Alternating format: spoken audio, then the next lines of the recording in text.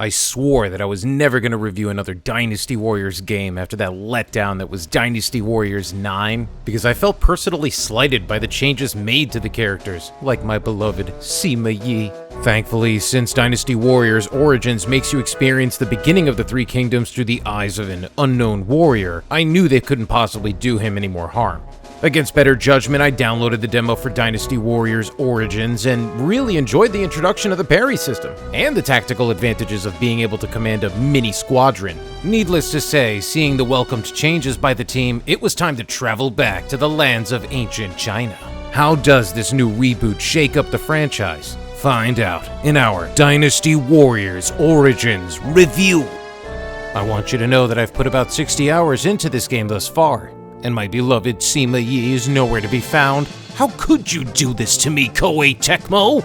0 out of 10. Literally unplayable. Not only that, but if this is Dynasty Warriors Origins, why isn't this a 2D fighting game? You forgot this game franchise started as a fighting game, didn't you? Alright, personal disappointment aside, Dynasty Warriors Origins tells the story of the beginnings of the Three Kingdoms era of legend. The very first thing that happens in this game is that you, as the unnamed wanderer, find a group of peasants who are rebelling against the government forces so they don't continually live under tyranny.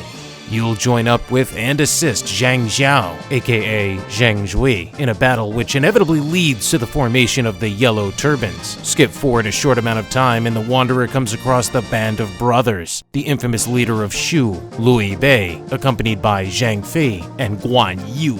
The Wanderer then partners with them to stop the oppression of the quickly corrupted Yellow Turbans, and that's what kicks off the Wanderer's internal struggle to regain his memory and remember who he is while the story unfolds. If you're familiar with the story from one of the other endless entries of the Dynasty Warriors, Romance of the Three Kingdoms, or literally any of the other games based on this time period, you pretty much know how things unfold for each of the three dynasties. What makes Dynasty Warriors Origins unique from a story standpoint is the added backstory that makes the Wanderer's experience an integral part of the history, instead of simply choosing one of the generals to experience the story from their perspective. The Wanderer's story doesn't really add all that much, but it's nice that he's given some semblance of a story instead of solely existing to be the player character with no further explanation. The Wanderer, whom you quickly learn is given the nickname Zillion, is given conversations with almost everyone, and in some cases, he's even weirdly hit on, which he never seems to really know how to react to.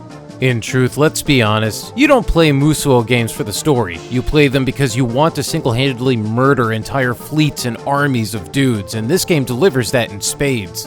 It's impressive to run into the vast armies that guard castles when you come galloping over the hillside, and there's like 500 enemies on screen at any given moment.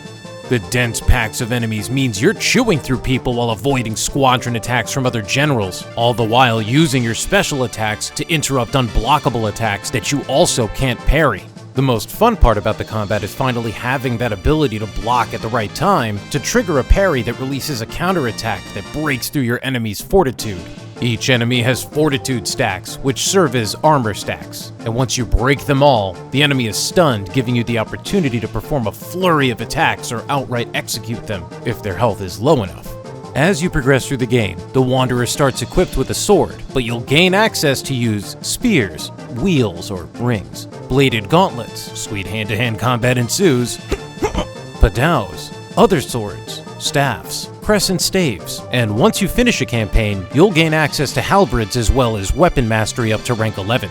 Once you've completed the main story, you can then revisit previous fights to see how they would unfold, while also replaying battles to see how you can alter history and witness the results. In my case, I always side with Wei, so I remained loyal to Cao Cao the entire time. There's a fight that Dian Wei isn't supposed to survive, but you can alter fate and save him to see how the story would unfold there too. This provides a lot of replayability, as it's not easy to alter history, so it's a challenge to see the stories completely unfold this way. Whichever path you take, the story eventually wraps up with the Battle of the Red Cliffs, so that's a pretty good stopping point for an introduction, though it would have been feasible to combine some of the battles so it didn't quite take as long to get through a storyline for subsequent replays. Additionally, once you complete the story, you unlock the hardest difficulty setting called Ultimate Warrior! And you might find yourself with the overwhelming urge to snort and run and shake wrestling ring ropes. Playing scenarios in the hardest difficulty presents a new challenge, and those challenges unlock new items such as mounts and weapons not normally found throughout the normal gameplay methods. The harder difficulty is rough, so you're going to want to make sure you really have the timing down for the parry system, and story points will be much higher level than you likely are.